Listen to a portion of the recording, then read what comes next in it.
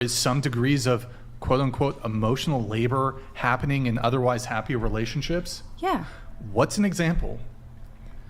In a happy relationship, you can be what would be an example of an emotional labor? You can be in a happy relationship overall and still have issues. Okay, so emotional let's labor exclude cheating. Let's exclude the need a relationship so bad that it requires therapy. Okay, yeah. Okay, even small things. What is an example of emotional labor in an otherwise happy relationship? Okay, happy relationships can have small issues like communication issues, right?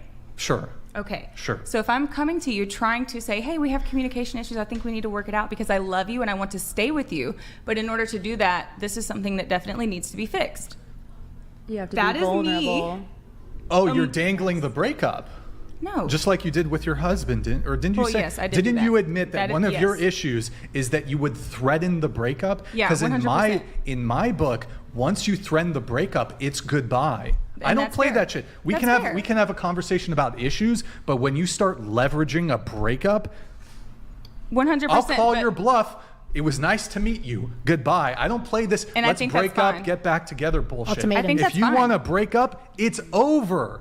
Yeah. Goodbye. Oh my God, that looks like that was like more of a wave goodbye. That was not. It's not a salute. That was not a Roman salute. Yeah. Okay, go ahead. I actually agree. Like, as someone who's no longer 22 and has done self-reflection and stuff, I 100% agree with you. But that's not what I'm saying here. What I'm saying here is you don't have to threaten to leave, but everybody knows, like, if a relationship gets too toxic, it's just healthy to not be together. So you try to discuss issues so that you can fix them and keep the relationship going. And that's just like a general thing that everyone does. Are you so you're describing emotional labor as like the willingness to discuss those things? It's one example. It's just any kind like. But you said women do most of the emotional labor in a relationship.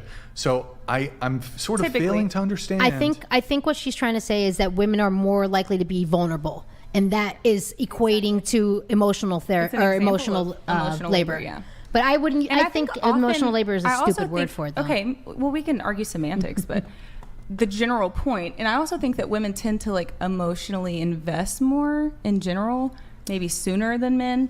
But that's because we're hormonal.